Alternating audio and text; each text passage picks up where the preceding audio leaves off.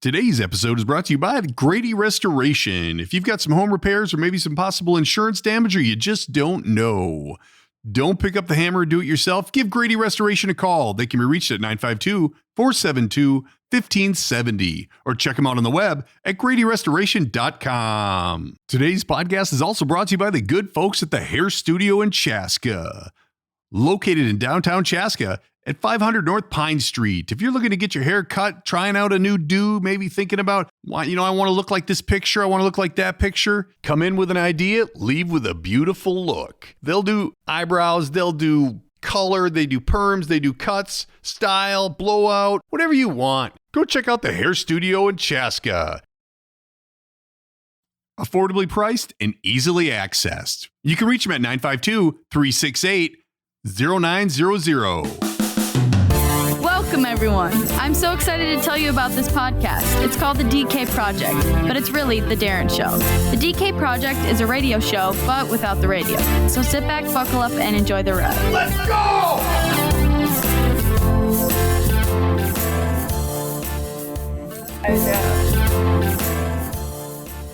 Welcome back to the DK Project. Got a special episode for you today. We are getting into some tech, maybe some movie type tech, really stretching it around here. Zooming in today from New York City. Are you in New York? I'm in New York, honey. New York. Downtown New York City. It's Hope Cochran. Cochran? Cochran it is. Boom. Yes. Nailed it. It's not, at least you didn't call me Cochran or Cochran. Come on. Do people really?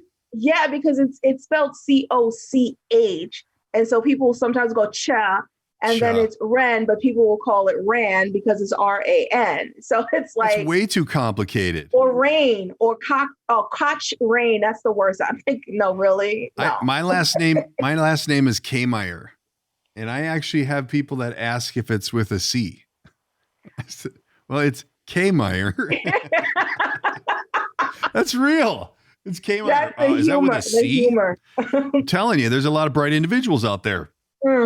Hope is zooming in to talk to us today a little bit about a couple of different items. She's got some big tech stuff happening in the, what would you call it? Like the movie, TV platform world. You're getting into this whole streaming. Well, there's a lot going on right now in the streaming space.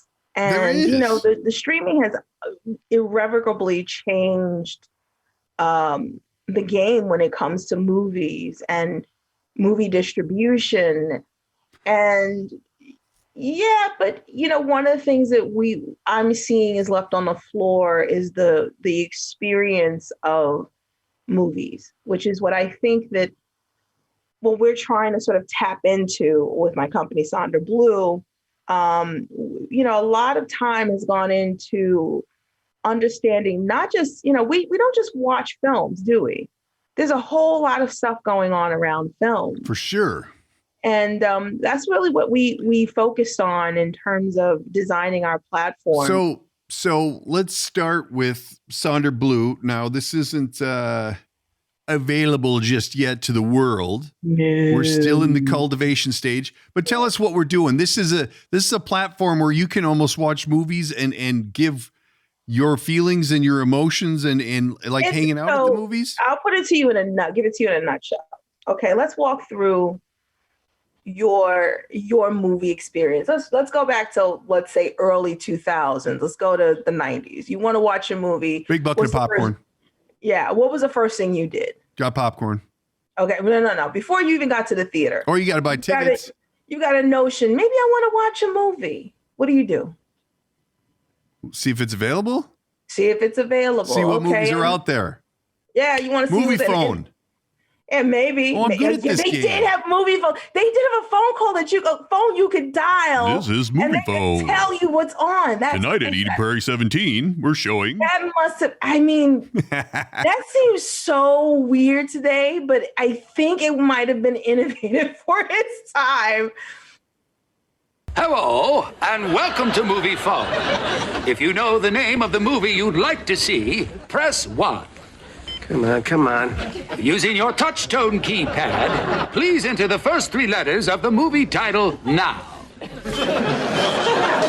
You've selected Agent Zero? If that's correct, press 1. What? You've selected Brown-Eyed Girl. If this is correct, press 1. Why don't you just tell me the name of the movie you selected? Channel? To find the theater nearest you, please enter your 5-digit zip code now.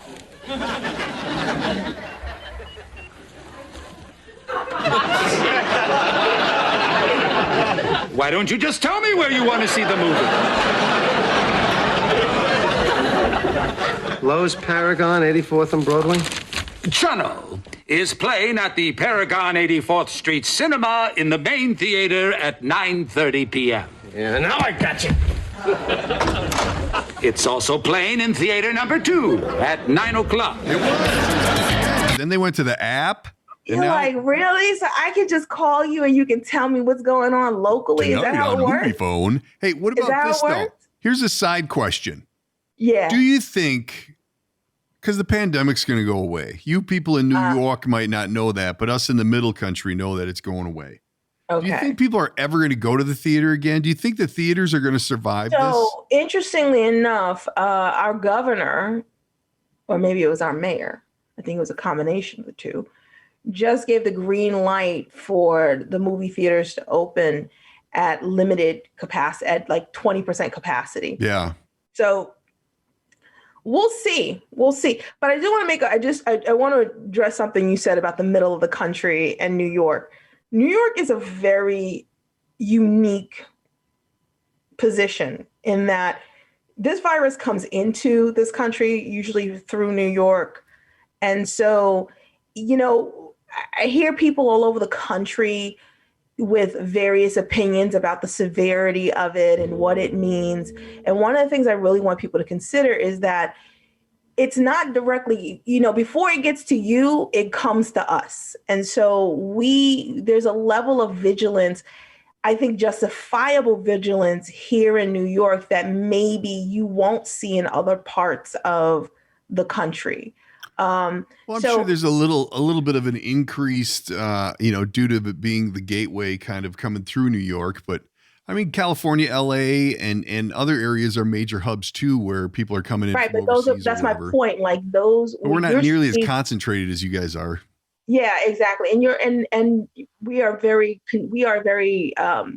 We have over 8 million people, but in terms of we're a vertical place. So we're on top of each other where other places in the country are spread out. Right. So I don't argue with people with what's going on with the virus where they are, how it's impacting your community. Right. But I do like to point out to people that when you live in a place where it's more likely to hit you first and the hardest, and we have a relatively decent game plan now, but when you consider no one knew what to expect from this thing when it hit, we were devastated here in New York. Yeah. And a lot of other places learned from our mistakes. So I don't argue with people about how the virus is impacting where they live. I'll give you an example. A man died in the building across the street from me, and it took a full day before they removed his body. Why? Because it took more than 28 hours, I believe, because they had no place to put his body. We had never been hit like that before. How did you know about that? Imagine not having any place to put a human body when they've died. How did you know about that?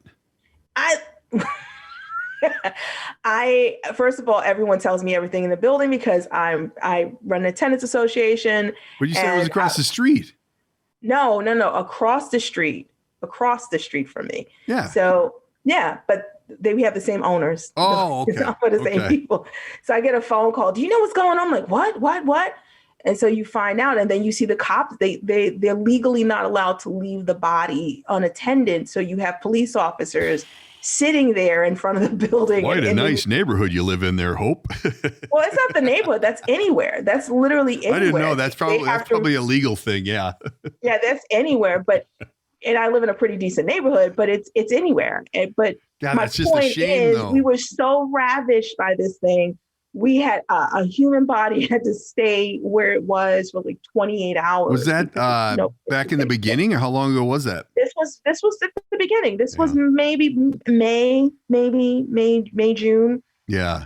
Wow. So so we are hyper, I think as a community, New York City as a community, we are hyper vigilant. I can tell you right now, my mask accidentally fell and someone was like, "What are you doing? Put your mask on." Like, you're just to the point where even I went, okay, listen, calm down. But I also understood when it's crazy extreme. I was in California dropping my daughter off at college, and we flew in, and the San Diego airport, there's kind of a little bridgeway over to where you get on the shuttle or whatever. And this guy's mask didn't have a mask on or something. And this lady freaked out on him, and they were fighting and arguing. And this was back, I don't know, probably September, maybe August, something like that.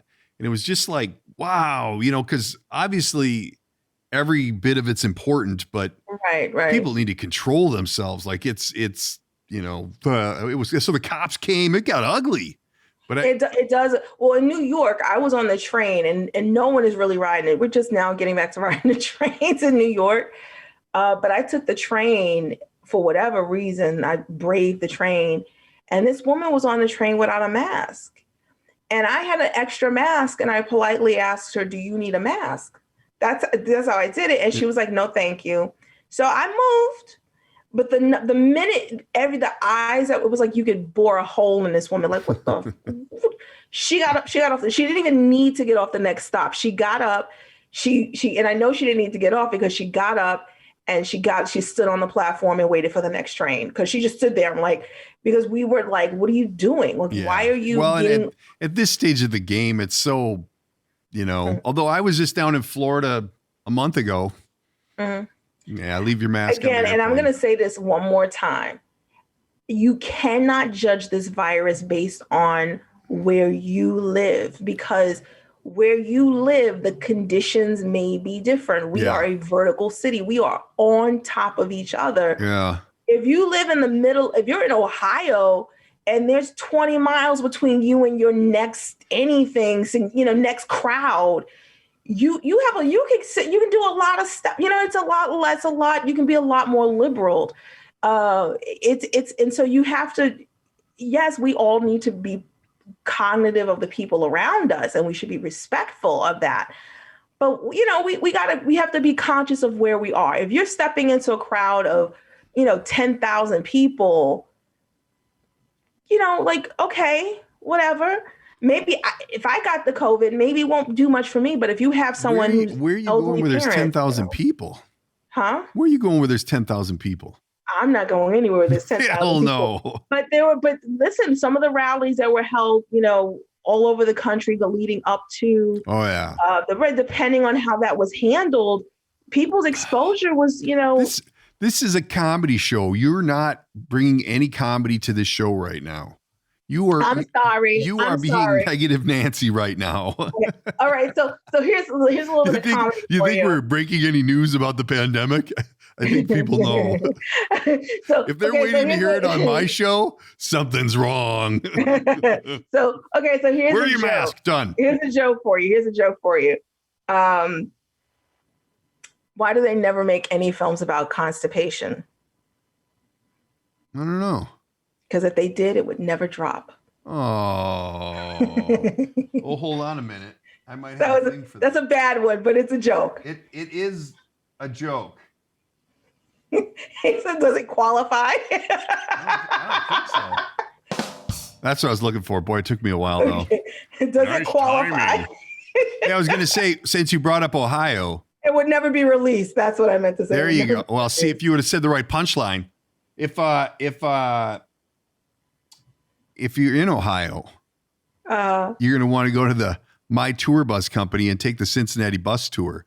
2.5 hours of pure historical, informational pleasure. Oh my God. I did the voiceover for the bus tour last month. Really? How did that go? 29 stops of this lovely voice talking in your ear. I don't know. I haven't gone on it yet. I got to go out there. My twins are playing the Cincinnati Reds in August, so I'll be there taking the tour and watching some baseball because I know they're going to be playing on the field with fans. If not, I'm still taking the bus tour. You know where a lot of people come to tour in New York, and I used to be like, can you just not go somewhere else? Harlem. Because Harlem on Sundays, if you live in Harlem on Sundays, 100% of the time, someone from somewhere, anywhere, whether it's in this country or somewhere else, it's gonna be like, "Where's a church?" They want to find a church because there are a lot of churches in Harlem, and there's all of these like gospel music. They want to hear the gospel music, and you just go, "I do not have time to sit here with you in your freaking like." Your translator and explain to you. Just I know people who would say, "Oh, it's right." They'd send them somewhere else, like, "Oh, whatever." Just we got to the point where it was like, you know what? Just go to any church. Any church will do. Any church will do. Just leave me alone. This is inside baseball for New York City residents right here. We're giving the secrets out today, aren't we? I don't care where your church is. Get away from me. It's like, well, it's not just that. It's like, dude, like. What do you like? Come on, like. You can reach that anger management number at 1-877-ANGER-MANAGEMENT. No, you know what they do? It's like it's not like you can give them the directions and they leave you alone. They want directions, and then they want to have a conversation with you about the church that they sent you to, and so you kind of have to figure out. Do I tell you just go 2 blocks down and run? Yeah, but you're from New York. You can just give them the MFer and send them on their way. They expect that from you. People think we're rude. We're not as rude as that. It's kind of sounding like you are. No, carry your church in. Get the hell away from me. Listen, this is a true story. True story. I was there was some tourists trying to find their way somewhere in New York City, and I think New York City is pretty damn easy to navigate. But then again, I've lived here my entire life. They may not think so. And so we were giving directions. I was giving someone directions, and then someone else heard me give these directions. And so they were like, well, this is a faster way to do it. And so now you have these foreigners and you have me and this other person trying to give directions. And then a third person came in, and we're all trying to be helpful. And we worked it out as New Yorkers, like, this is how you need to, okay, great. And then we explained it to them. And then the first person drops off. And then the second person drops off. And then I'm left there because I'm like, yeah, I'm saying my goodbyes. And they go, can you explain this to me again? I went, no, I'm not doing that. I got to go. How often are people asking you for directions? In New York City, if you're not from New York, what I was getting to was you could ask once because we did a whole committee for you. But then you turned around and you were like, you want more instructions? I can't help you. But that's New York. That's 1-877-ANGER-MANAGEMENT. That's not anger. Like, that is so helpful. You had 3 New Yorkers standing there plotting a route for you. Come on. I don't know. I think I'm thinking we're not hearing all of this story. There's more to it. Do you wear a little hat or a jacket that says, I know where everything is? This is any New Yorker. You ask any New Yorker, this has happened to them. I've talked to a lot of New Yorkers, and they don't ever bring it up. Well, then you need to ask some more people. You need to explicitly ask them. Okay. Are you annoyed by people asking you for directions? No, we're very helpful. When you come and you ask us for directions, we're good. But when you like ask for the same directions multiple times. Gosh. My first time into New York City, my brother-in-law, my normal co-host on the show, was living in Connecticut. And I flew out to see him in Connecticut. And I'm like, dude, we got to go to New York City. We got to go into Manhattan. He goes, we can. He goes, but we got to be on our toes and whatever. And so we drove to Brooklyn, and then we took the train in. And he's like, when you're on the train, you don't look at anybody, cover up your watch. You don't want to show that you have any jewelry. Don't talk to anybody. Don't ask anybody anything. We're just getting in, getting out. And I get in there. I'm like, dude, this is nothing. These people are nice. He was scared to death. I didn't have a problem at all. Yeah, it's like people who live outside of New York. I mean, specifically people who come from like. But that was Giuliani, New York.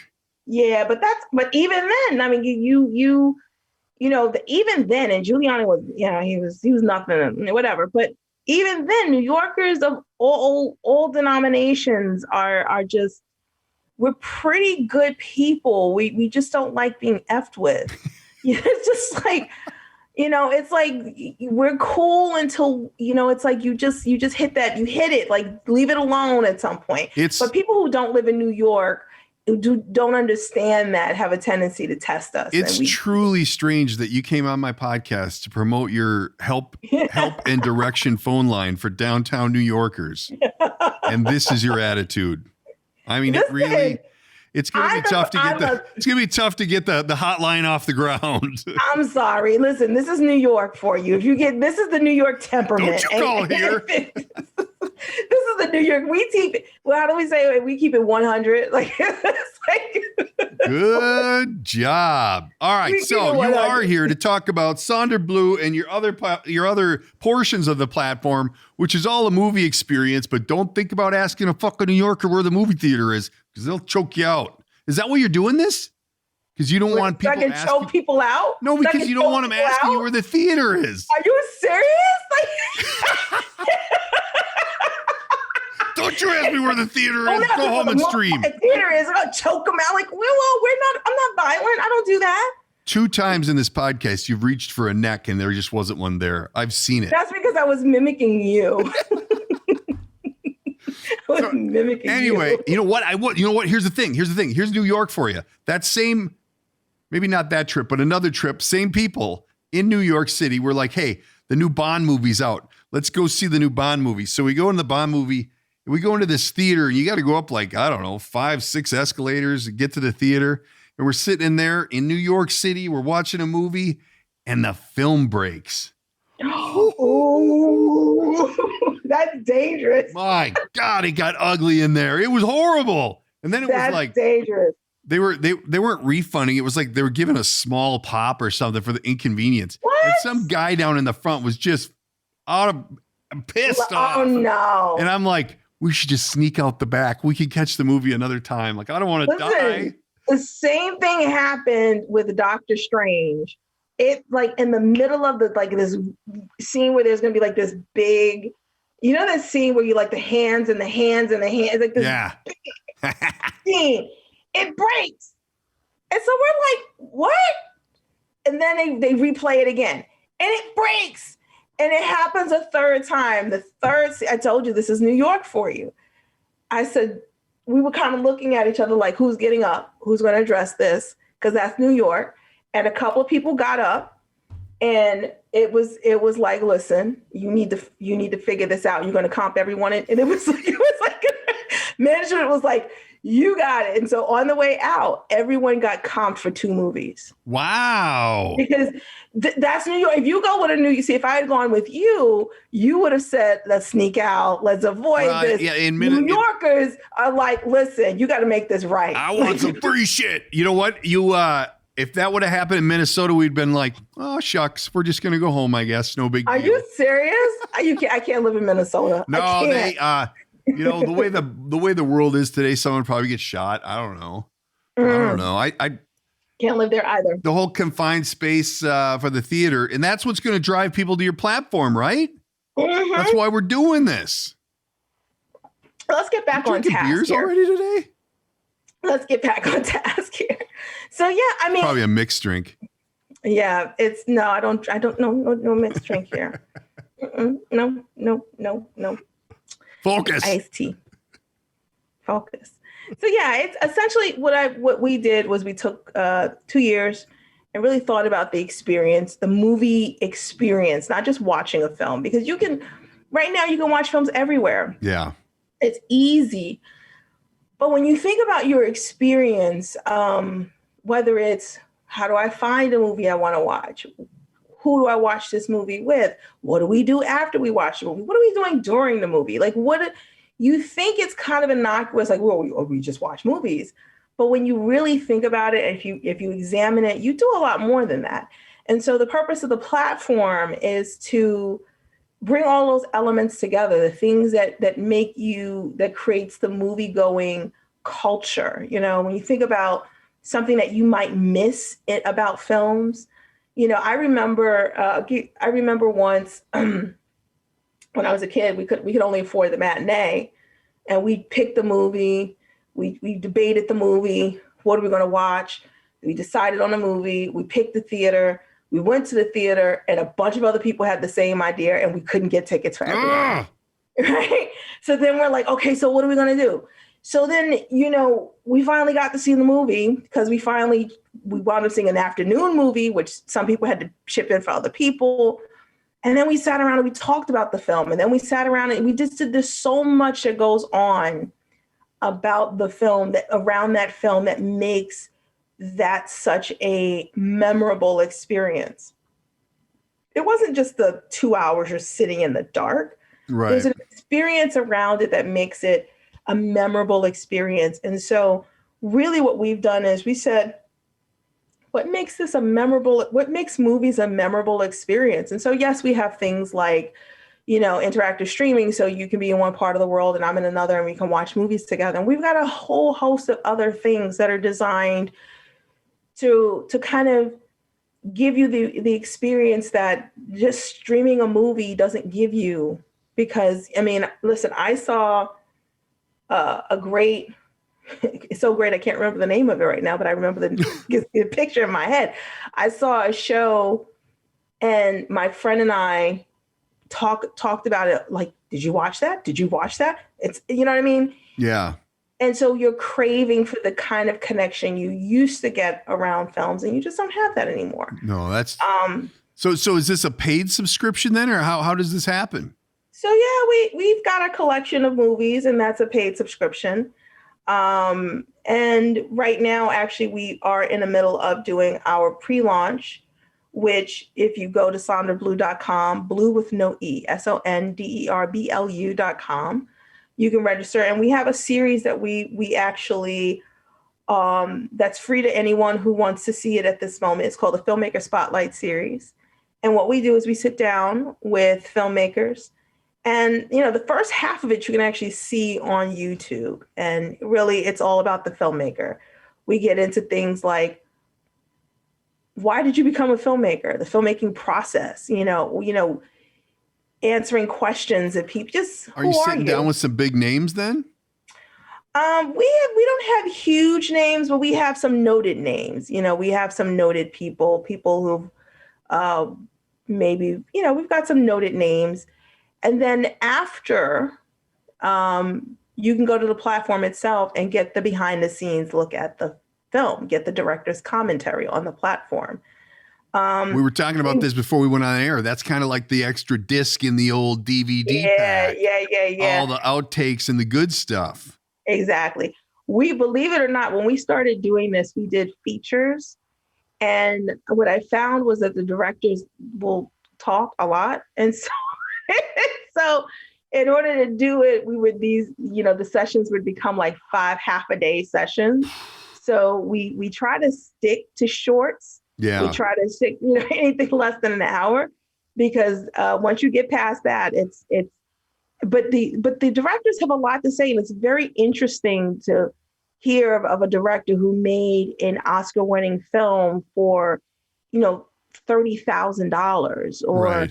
Someone who's made something that you think is Oscar worthy and it was made for $6,000. So you get insight into who the directors are and then you get to look at the work that they've created. We've got some really interesting things from some really interesting people. So how many are in that collection? Right. Well, we're still building it. It's coming. Episodes drop 3 days a week, Monday, Wednesdays, and Fridays. First half is on YouTube. The second half is on our platform. We've got 29 episodes in the can, and there's been some, in the beginning, there's been a learning curve, because you've had to Zoom? Okay, the camera's not what we need it to be. We got to work on the camera, the sound isn't quite what we need it to be. So just, forgive us. In the beginning, we were learning.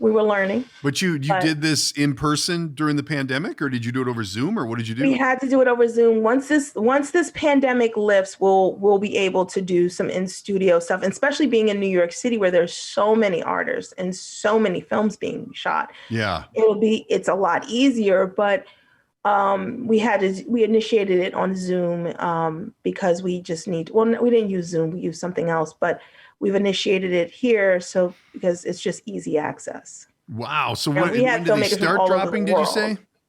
Huh? When do they start dropping?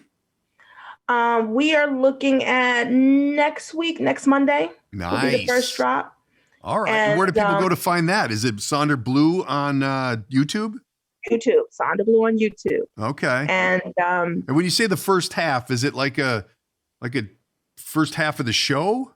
Yeah, each show is divided into two parts. So the first half that you'll see is really all about the director.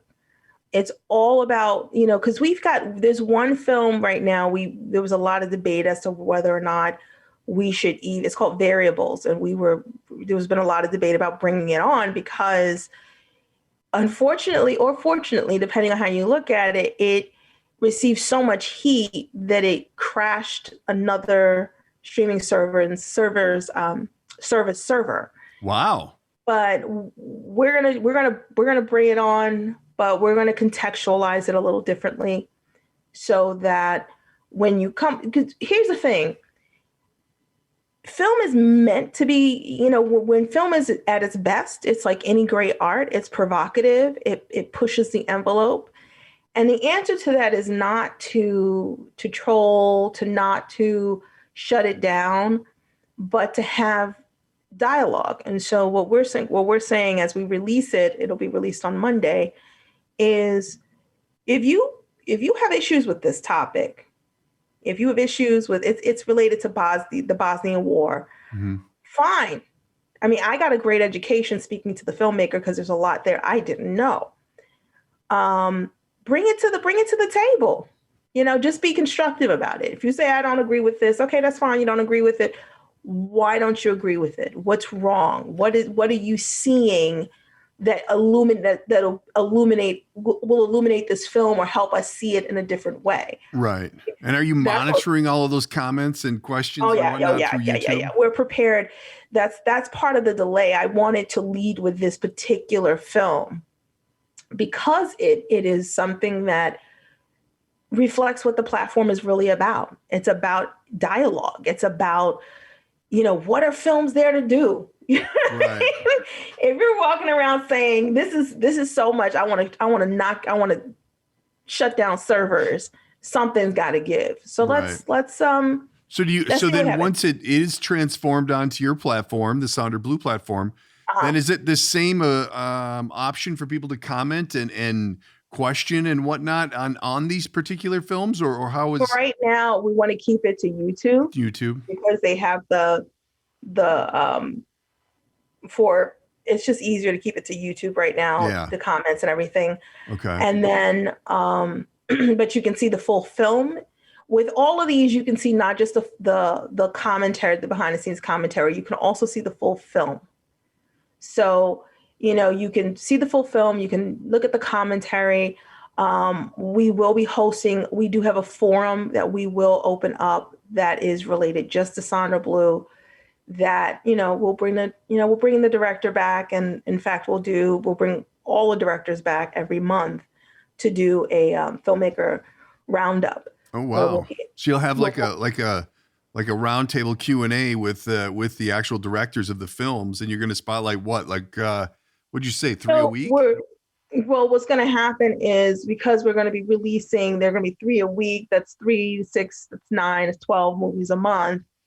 What we're going to be doing is we'll take the top, let's say 5 directors, and whomever had the burning questions, we'll have those lists of questions, and we'll invite the filmmakers back to answer those questions collectively and as individuals. Wow. So in this process, you've probably been, because you're having to find the movies and the films and whatnot that are going to go on your platform and that you're going to highlight on these YouTube videos.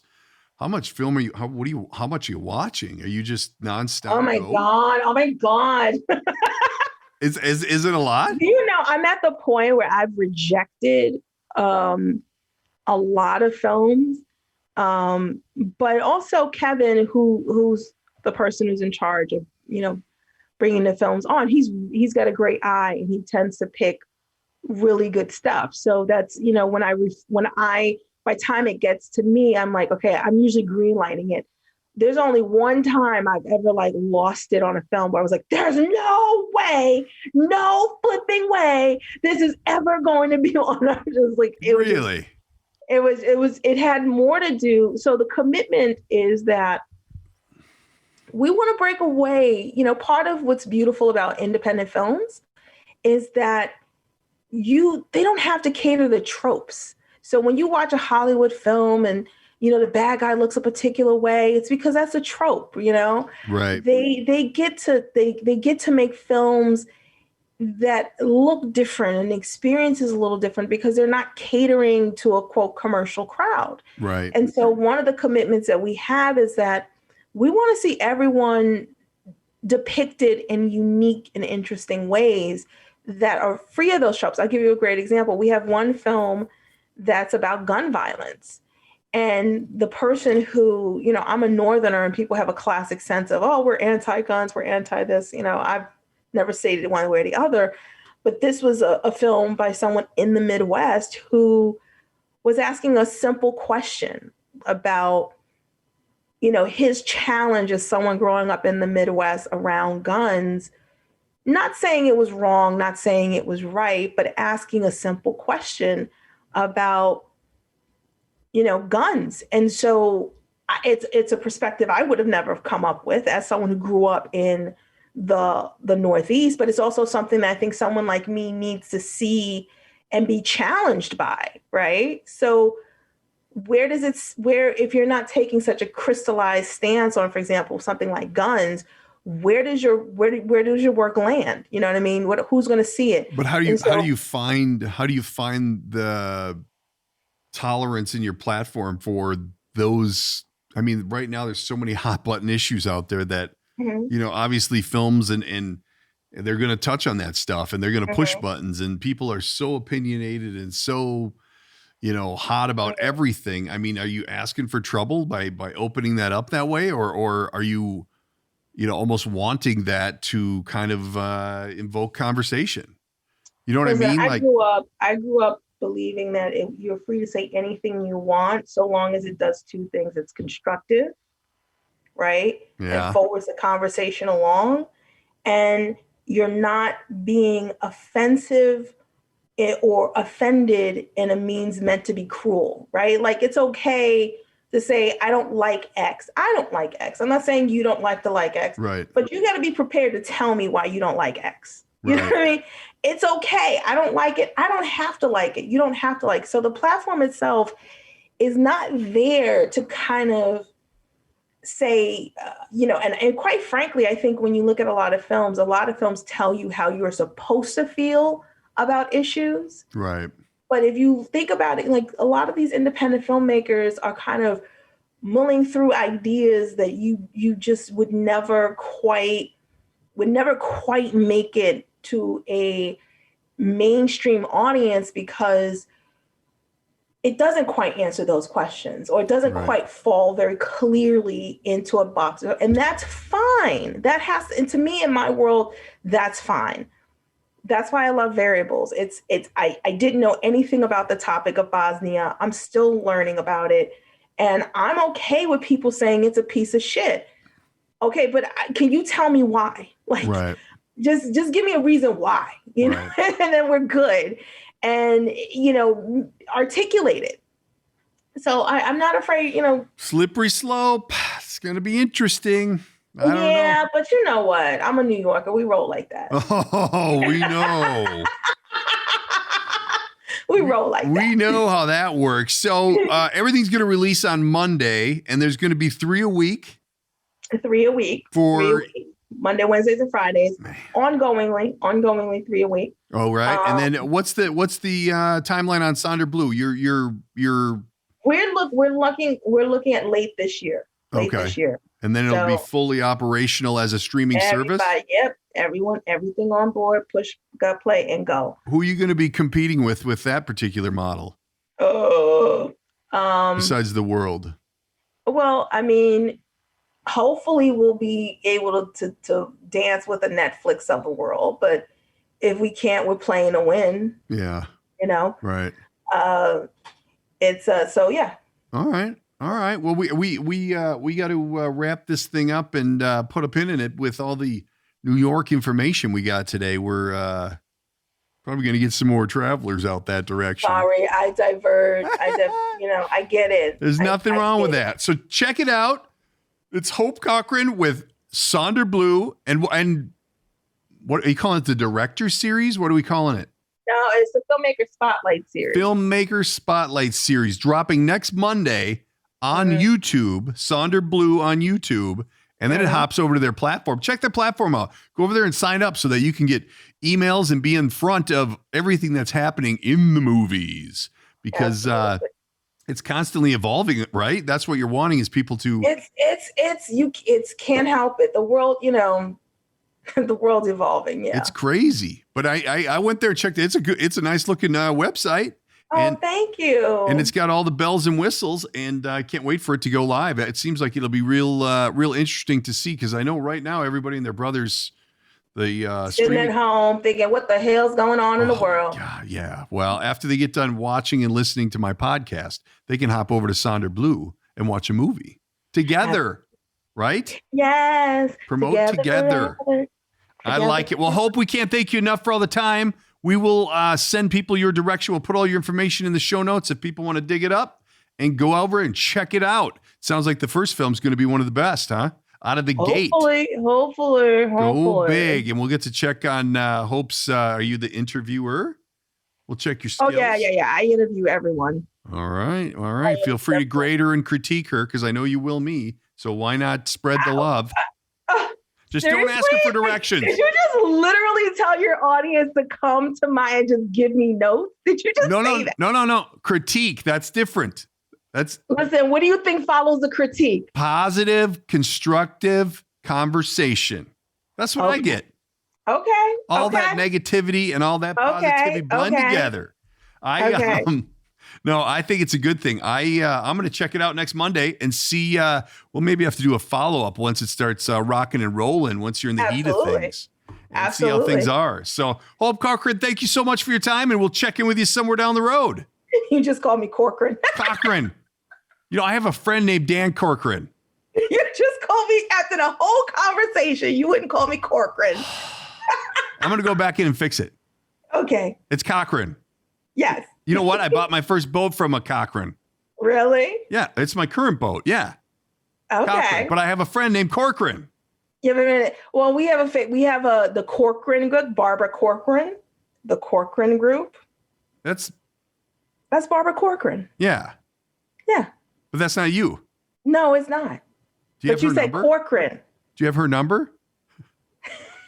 You want to date? I think she might be married or something. No, to get her on the podcast. But if you guys, because is she your cousin? Are you related? No, I don't know her. I'm just saying, it's not even spelled the same way. Oh, it's close enough. It doesn't have to be exact. No. Just get it close. Oh my God. Hope Cochran for final. That's what we're going with. Hope Cochran, and she's Barbara Cochran, and my friend is Dan Cochran. I'm exhausted. I need a nap. Thank you so much for your time. I apologize for screwing up your name at the end, and we'll check in with you somewhere down the road. You take care. Stay safe. Thank you. All right. Bye now. Too funny. That's it. That's the end. That's a wrap. Read the shtick. That's a wrap for today's episode. Don't forget to subscribe and tell all your friends. If you'd like to reach out, you can use the studio line at 612-504-6500 or by email, thedkprojectpodcast@gmail.com. And of course, there's always social media at the DK Project Podcast. Thanks for tuning in.